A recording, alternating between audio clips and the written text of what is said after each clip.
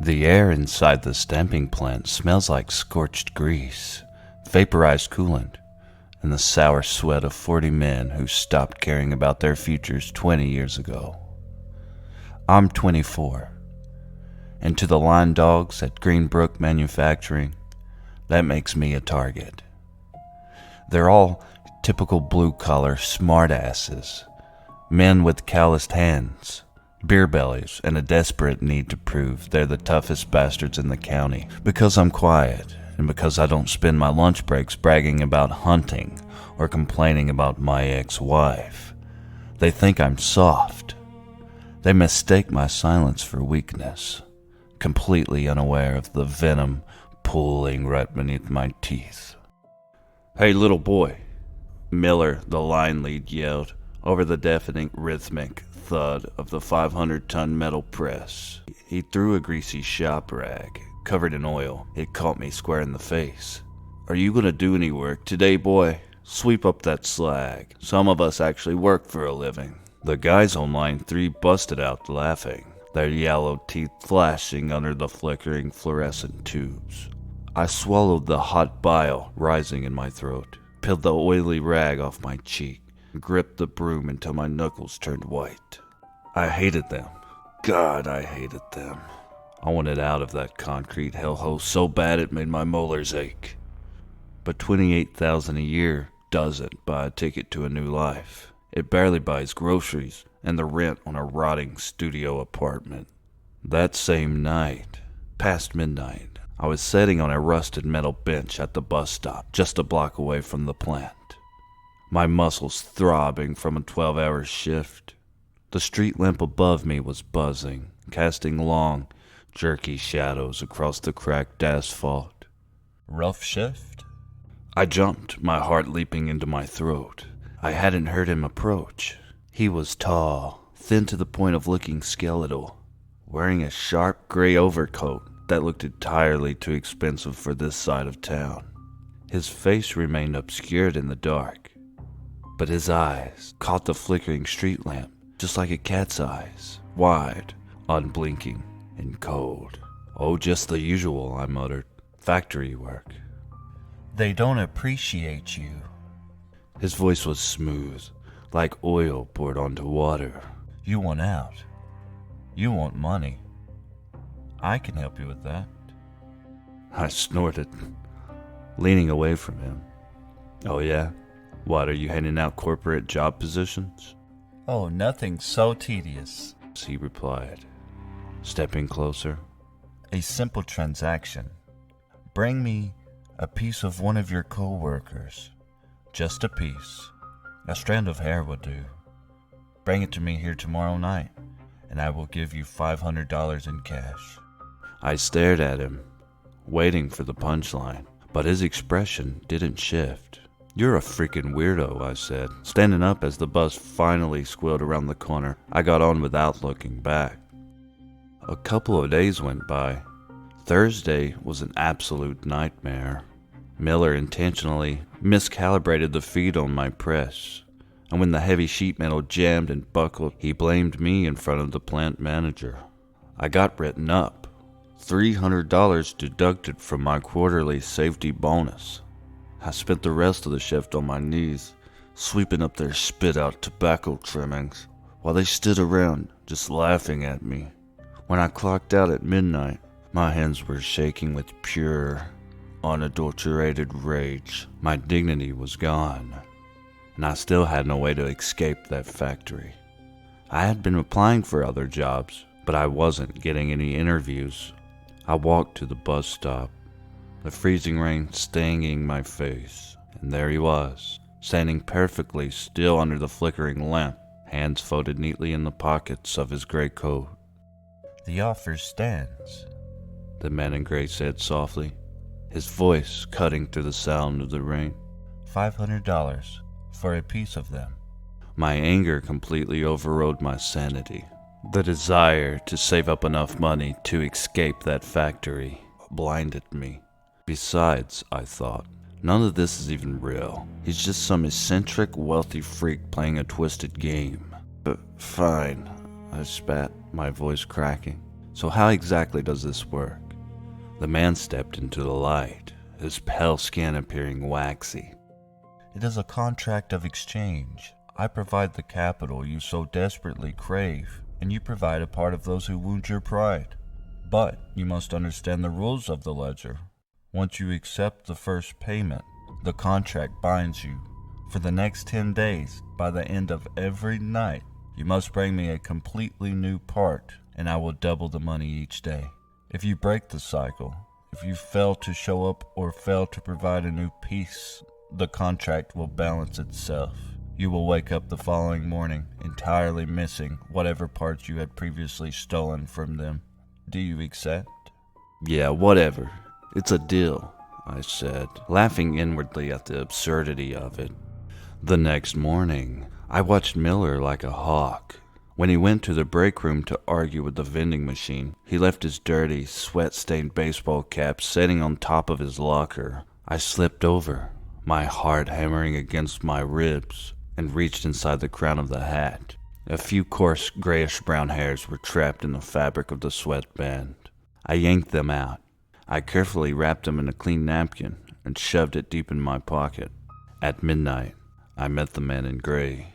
I handed him the napkin. He opened it up with long, spindly fingers. He closed his eyes and breathed in sharply, smelling the hair with a sickening look of ecstasy. He reached into his coat and pulled out 5 crisp $100 bills and handed them to me. Excellent, the man whispered.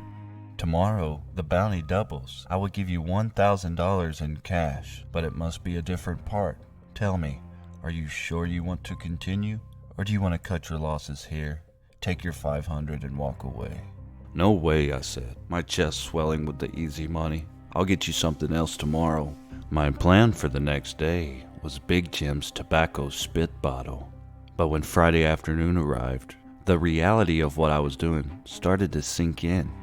I watched Jim chewing, his brown saliva splashing into a plastic bottle. A wave of intense disgust hit me. What am I doing? I'm stealing bodily fluids for a weirdo at a bus stop. The rational part of my brain finally kicked in. I chickened out. When the midnight whistle blew, I skipped the bus stop entirely. I took a different route and went straight home to my apartment. I went to bed feeling relieved, laughing at myself for being scared of a spooky story told by a weird guy in a gray coat.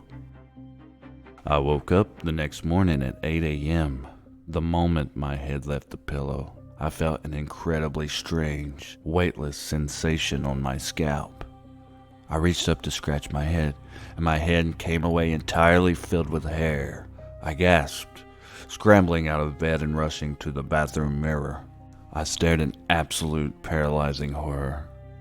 My scalp was a patchwork of smooth, pink, completely barren flesh. As I watched, more clumps of hair simply slid off my head, raining down into the sink. I looked down at my arms. The hair there was gone too, leaving my skin completely hairless and unnaturally smooth.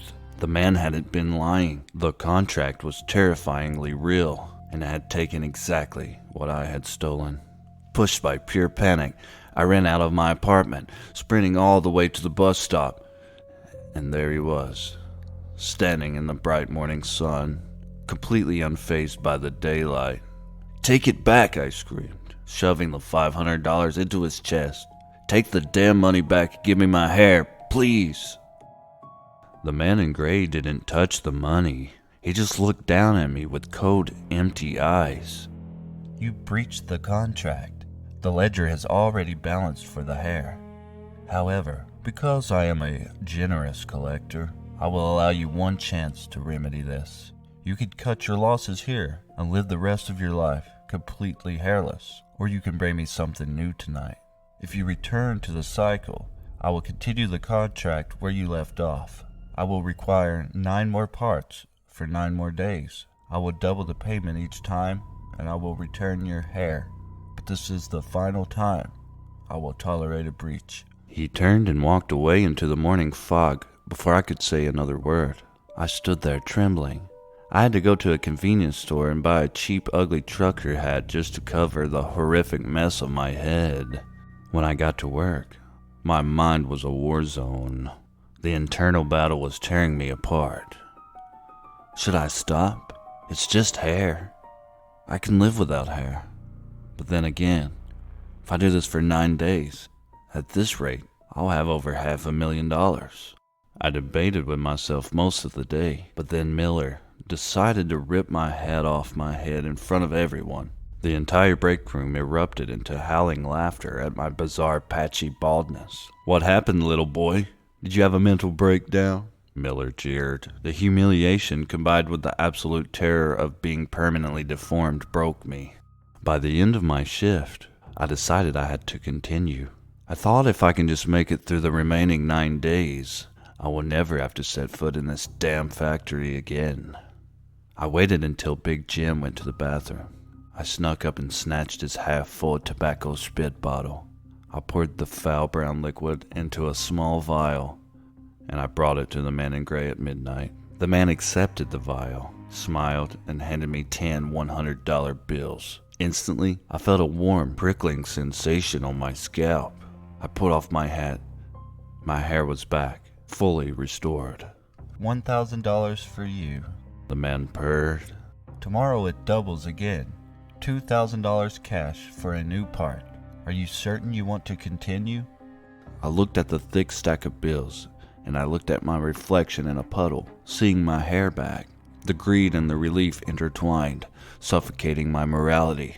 "Yes," I whispered. "For 2,000, I'll be back."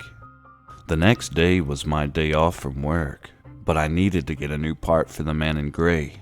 Green Brook has a policy stating that no employee is allowed inside the factory when it is not their scheduled shift. I went to the factory anyway, claiming to the supervisor that I forgot my jacket in the break room the previous night. He allowed me to go get it quickly. As I walked toward the break room, I scanned the factory, desperately looking for anything I could take for the man in gray. I didn't have much time. I was beginning to panic as I got closer to the break room without seeing anything that I could take. But when I opened the door to the break room, luck was on my side. This guy named Pete was in the break room, standing near the trash can, and I watched him blow his nose violently into a thick paper towel, and he tossed it into the garbage. He then walked by me and out of the break room. I lunged into the garbage, pulling out the damp, disgusting wad of paper and cramming it in my pocket. I quickly left the factory and headed toward the bus stop. Of course, the man in gray was standing right there as always. I gave him the mucus-filled paper towel, and the man in gray handed me $2,000. $4,000 tomorrow. A new part, unless you wish to cut your losses here. No, I will get you that part, I said as I walked away. I headed toward the city to spend some of that money that was now burning a hole in my pocket. I bought myself a new gaming PC, some new clothes and shoes, had a nice lunch and dinner. But night came quickly, and I had to think of my next part to get. After some thought, the idea came to me. Yes, it would be absolutely disgusting, but I knew it was an easy part to obtain if I could fight the disgust. I'll spare you the exact details, but let's just say, for once, I'm glad the guys at the factory always forget to flush the toilet. I woke up early the next morning, which was another day off for me, but I headed to the factory anyways. I was going to pretend that I confused my days and I thought I had to work. No one questioned why I was there for the first hour, but then the supervisor approached me, wondering why I was at work on my day off. I acted completely confused about it and laughed it off. He said he could not allow me the overtime and I needed to leave. I said, okay, I just need to use the restroom first and then I'll leave. He said that was fine. So I went to the bathroom, and with the small container I brought to work with me, I opened the bathroom stall door and was disgustingly delighted by what I saw floating. I collected it and made my way out of the factory. The man in gray acted as if there was nothing disgusting about it. He gladly accepted it and once again asked me if I wanted to continue or cut my losses there. I was in too deep now. I had to continue. The next day was an actual scheduled shift for me. The beginning of the long work week, in fact. I arrived at work with no idea what part I was going to get for today. But again, I got incredibly lucky. While Miller changed into his work boots, he pulled out a pair of rusty clippers and cut his thick yellow toenails, letting them rain onto the concrete. The second he stepped away, I was on my hands and knees, frantically sweeping up the sharp, dirty shards into my palm. That night after work, I returned to the man in gray. Very good. Here's $8,000 cash. $16,000 tomorrow for a new part. The next day, I targeted an older worker named Dave who had severe psoriasis on his arms. I found his discarded canvas work jacket hanging on a hook. I took a razor blade into the dark utility closet and carefully scraped the inside cuffs of his jacket, collecting a pale, powdery mound of his shed skin flakes into an envelope. Later at the Man in Gray, $16,000 cash for you. $32,000 tomorrow. A new part. That night, I thought and thought of what the next part could be. I was beginning to get very nervous about it. Only a few more days to go to complete the contract, but I was running out of ideas. I tossed and turned most of the night, worrying myself to death. By the next morning, the pressure was driving me insane. I vomited from anxiety before my shift. My eyes were bloodshot. My thoughts were entirely consumed by the terrors of that contract. As I was working, my mind just kept pondering for ideas. During my lunch break, a heavy-set forklift driver named Carl fell asleep on the couch in the break room, snoring loudly. This is when I got an idea. My hands shook violently as I ripped a piece of paper towel and rubbed it with my palms to form a tightly rolled stick of paper. I crept over his sleeping body, my heart in my throat, and gently swirled the rolled paper towel into his ear canal, pulling out a thick, dark orange glob. I removed the paper quickly as he woke up and looked at me. I shoved the paper towel in my pocket quickly and began walking. Luckily for me, in his sleepy state, he hadn't realized what happened. That night, when given the Man in Gray the earwax, I pleaded with him to let me in this contract right then and there. But he reminded me of the consequences. He would not let me off the hook. $64,000 tomorrow for a new part. The easy things were gone.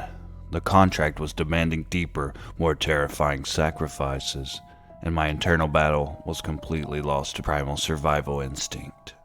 If I stopped now, I would lose my hair, my spit, my mucous membranes, my nails, my skin, and even the wax in my ears. I would be a pilling, leaking freak. The next day, during the afternoon rush, I accidentally bumped into Colby while holding a sharp, jagged piece of sheared sheet metal. I put my weight behind it, slicing deep into his forearm. Toby screamed, dropping his tools as dark, thick blood spilled over his wrist. "I'm so sorry," I said, grabbing clean white shop rags from my station and pressing them hard against his wound. While the line erupted in shouting, I secretly squeezed the blood-soaked rag inside my fist, absorbing the hot fluid before shoving it into my pocket. $64,000 cash for you. The Man in Gray smiled so wide his jaw seemed to unhinge slightly. $128,000 tomorrow. A new part. That is, if you wish to continue. That night leading into the next morning, I was on the brink of total psychological collapse. I needed a new part, and there was nothing left. If I was going to continue this contract, I had to come up with something more sinister. The next day, I was working with a machine that was known for having jamming issues and problems with its sensors. That's when the idea hit me, and I set up a trap. I jammed a piece of scrap metal deep into the secondary feed gear of the 500-ton metal press, causing the machine to shudder and throw an error code. One of the loud, obnoxious guys named Greg noticed the machine jam and came rushing over, scolding me as he leaned over the open housing, reaching his bare hand deep into the mechanical throat of the press to clear the jam. My hands hovered over the master override switch. My mind screamed at me to stop, but I saw the phantom image of my body dissolving if I failed. I flipped the switch. The machine roared back to life with a terrifying, instantaneous crunch. Greg let out a piercing, curdling shriek of pure agony. He fell backward onto the floor, clutching his right hand. His index finger was completely gone, severed halfway down the knuckle, blood spraying across the concrete. "My finger! Oh my God, my finger!" he screamed, thrashing in pain. The entire factory floor rushed over in a panic, and they immediately bundled him up to rush him to the hospital. Some of the guys were looking around for the finger, but they concluded that the finger had been entirely crushed and lost inside the gears. But in the absolute chaos, while everyone was distracted, I dropped to my knees. The severed half of his finger was lying in the grease beneath the machine. I scooped it up and shoved it in my pocket. Greg nor anyone else seemed to suspect that I had activated the override switch due to the history of the problematic machine. That night, my hands shook so badly, I could barely hand the finger to the man in gray. He held the bloody finger up with his eyes gleaming. He smiled so big. He looked at me with hungry eyes. He handed me a big bag containing all of the cold hard cash. Tomorrow is the last day, and you will have completed the contract successfully, and tomorrow you will make $256,000. I had crossed a line from which there was no return. I had to keep this going, or I was going to lose everything I had taken. What started as a desire for money rapidly devolved into a desperate, frantic fight to keep my own body parts. I wasn't even thinking about escaping the factory anymore. I was just trying to survive the monster I had chained myself to, which brings me to tonight. I completely ran out of ideas. I couldn't fake another accident. Greg was at the hospital, and the supervisors were investigating the machine. The only way to get a new part, something entirely different, was to do something completely crazy. I was late to work this morning because I went to buy a heavy hunting knife and a roll of heavy-duty duct tape. For my victim this time, I chose Miller. He always stays late to lock up the tools at the end of the day. I was waiting for him behind the towering racks of steel coils as he went to the back tool crib alone. Miller's heavy work boots approached. He pulled open the chain-link gate of the tool crib, his back completely turned to me. I lunged out of the dark, slamming all my weight into his back. We both crashed hard onto the concrete. Miller roared, but I managed to slap a thick strip of duct tape over his mouth, pinning his arms down with my knees. "Shut up," I shrieked, pressing the cold steel of the knife against his throat. Miller's eyes dilated into a disc of absolute, suffocating terror. I pinned his left hand to the floor. I just needed a new part. A toe, an earlobe, a chunk of his leg, anything to satisfy the contract and keep myself whole. I raised the knife, bracing myself to cut, but I underestimated the strength of a man fighting for his life. With a violent surge of adrenaline, he threw his hips to the side. My knife slammed into the concrete, sparks flying, throwing off my balance. He drove his heavy elbow back, catching me square in the jaw. My vision went entirely white. Before I could recover, Miller kicked me off of him, tore the duct tape from his mouth, and scrambled backwards. "Crazy little piece of shit," he screamed, running for the exit and hitting the emergency alarm wall switch. A deafening red strobe light began to pulse through the factory, accompanied by a wailing, piercing siren. I panicked. I dropped the knife, scrambled through the back loading dock doors, and ran blindly into the freezing night. I didn't go to the bus stop. I ran all the way back to my miserable, cramped apartment and locked the door. I've been sitting on the edge of my bed for hours. The sun is just beginning to peek through the blinds. Miller knows it was me, but the police are the least of my worries. The man in gray didn't get his part tonight. I'm staring at the digital clock on my nightstand. The man in gray said I would wake up missing my body parts. He said the ledger balances the following morning, when I wake up. Does that mean if I don't go to sleep, I won't lose them? If I just stay awake, will I keep my hair? Will my mouth stay wet? Will my skin stay attached to my flesh? And will my own index finger stay whole? I'm trying. God, I'm trying so hard to stay awake. I've drank 2 pots of black coffee. I sliced my own palm with a pocket knife just to let the sharp sting of the pain keep me anchored. But the room is getting so heavy. The buzzing of the refrigerator sounds like a lullaby. My reflection in the mirror is terrifying. Huge, dark purple bruises under my eyes. My muscles trembling from pure exhaustion. My head is dropping. Every time I close my eyes for a second, I feel a sickening phantom tug on my scalp and a freezing numbness creeping into my fingers. The dark is pulling at me, dragging me under. I can't find another vein of adrenaline. I can't keep my eyes open any longer.